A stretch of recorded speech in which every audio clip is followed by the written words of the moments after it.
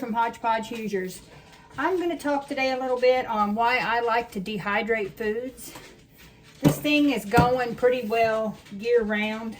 It's got 6 trays. It's an Ivation. My son got this for me several years ago.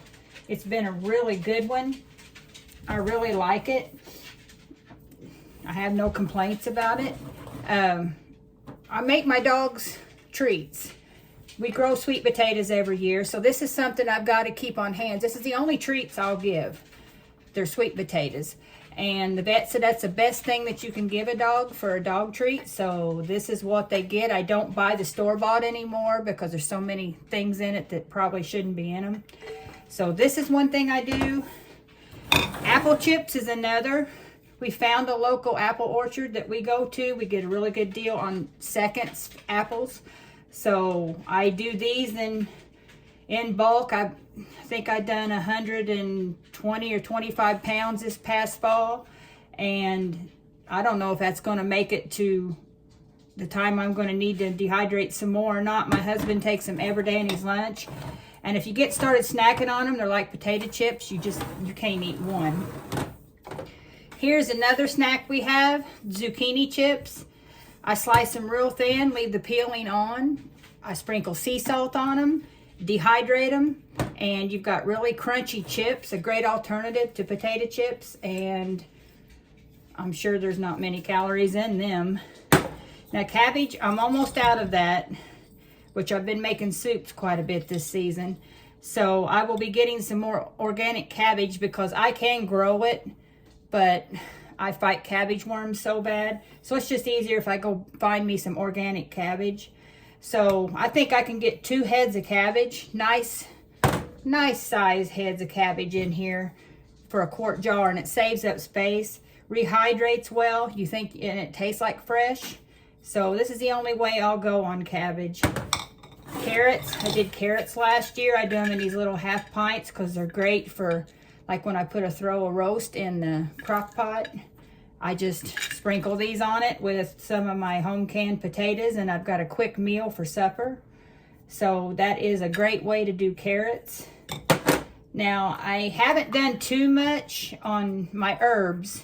I've got oregano and sage here. I believe that's what it is.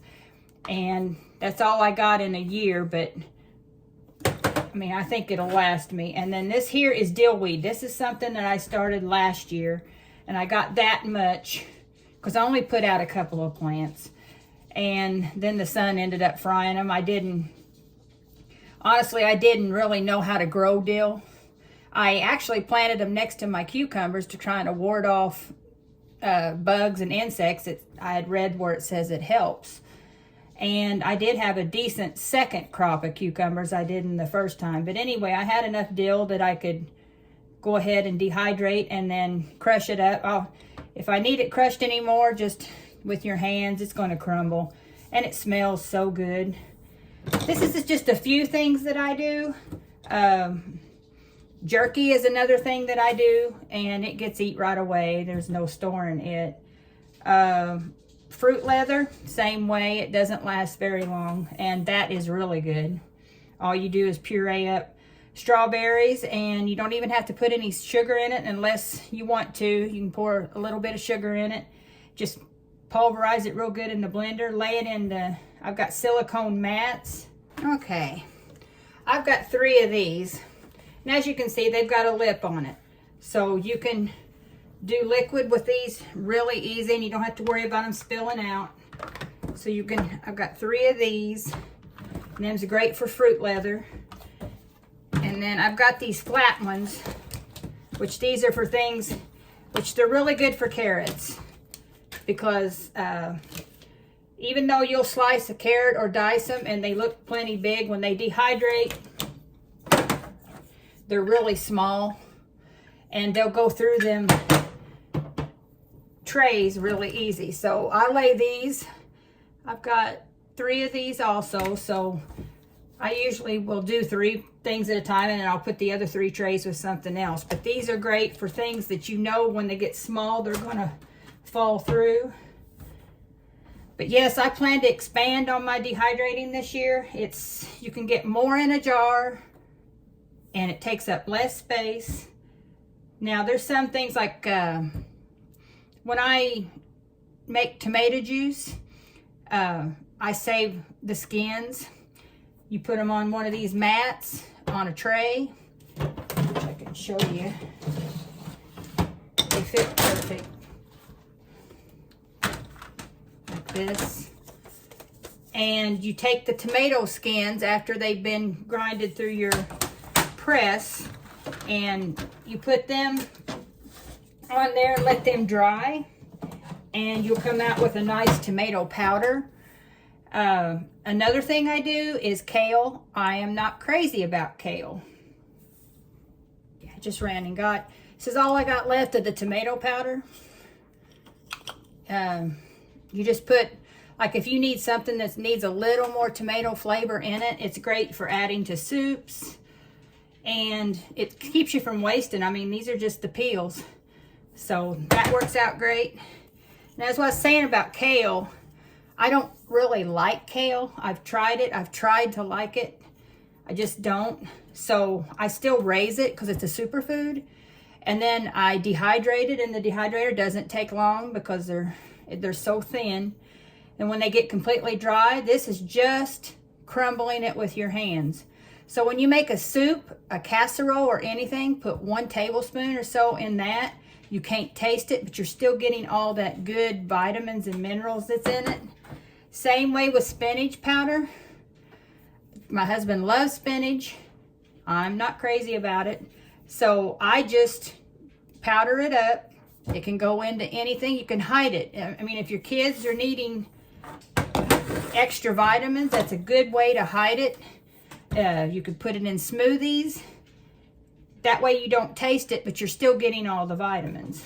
So that's just a few things that I do. I plan to expand more this year on things that I'm going to dehydrate, replenish my stock on stuff. I've also got 1.5 gallons, I think, of dehydrated potatoes in there also. Those are going to last for years. They're vacuum sealed. They rehydrate well. And see, I could put a roast in the crock pot, put one of these in there, and put, you know, probably a pint of the dehydrated potatoes in it, and you've got a hearty meal that probably could last 2 meals or so. So it just takes up less space, and we seem to really like the results with it. So I hope this was helpful to somebody. Try it. I mean, it's not real expensive to get started dehydrating. You can get cheaper dehydrators than this one. You can start. I had a Ronco when my husband and I first got married. I had one of them brown Ronco ones, round trays. I used a Thunder out of that thing, and it was mainly for jerky. But I used it till it just wouldn't work anymore. So that's when I actually had asked for one of these for Christmas, and my son got me one. And this one's probably going 6 or 7 years now, and I hope it keeps lasting because it's a good one. I'm thinking about, whenever this one ever goes, I'm thinking about maybe trying a Kasori brand because it's stainless steel trays instead of plastic. Like I said, there's nothing wrong with this one now. So, but in the future, I might try a different brand. Unless I would get a good deal on one of these. And this is Shelly from Hodgepodge Hoosiers. Please like, comment, subscribe, share. I hope to be bringing back more helpful tip videos. It won't be long. I'll be doing seed starting, and we'll be getting ready for the garden, getting our beds all ready, and I will be starting preserving. I plan to do preserving videos for you all. So I think that's about it. So bye for now.